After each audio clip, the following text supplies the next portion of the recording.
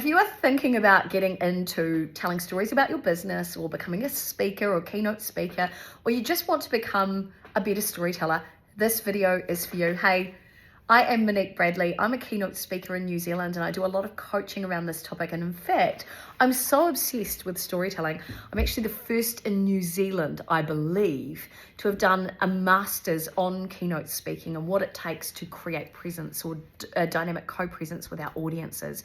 Basically, how do we create impact through that shared exchange of storytelling? One of the things that people tell me most often is that their stories just aren't interesting, or that they don't know where to get started with choosing the right stories to tell. And there's a really simple process. It's a story that makes you feel something and that has a valuable life lesson. That's what we're always looking for. And so as an example, I'll tell you a quick story that I've been sharing even just this week. I shared it with an audience, and it was a story that is etched into my memory.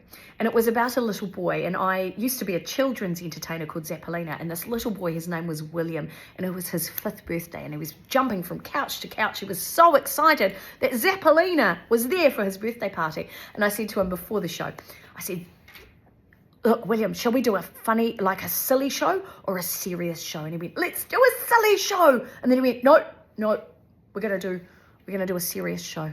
I said, "Why is that, William? Why did you change that?" And he said, "Because sometimes when I'm too silly, I get too excited and I laugh too much and a bit of wheeze comes out." And I always remember this because I loved the honesty of this child and just how humbling it was that he was so excited that I was there. And why I use it as one of my educational pieces is it demonstrates, like this was 15 years ago, the power of story to create or to etch into our memories to make something memorable. And in fact, stories make information 70% more memorable than that information alone. So that's why it's so important.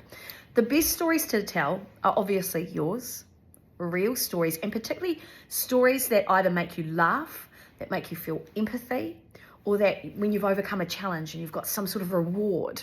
All of those stories are the ones that will etch into the memory of your ideal client or your audience in front of you. And when we share that, it demonstrates our humanity. People can create a better connection with us. They understand us a little bit more, and you will be more memorable. So we all want that, right? Those are the stories that impact. Now, there's a difference between being a confident speaker and confident in the stories that you tell.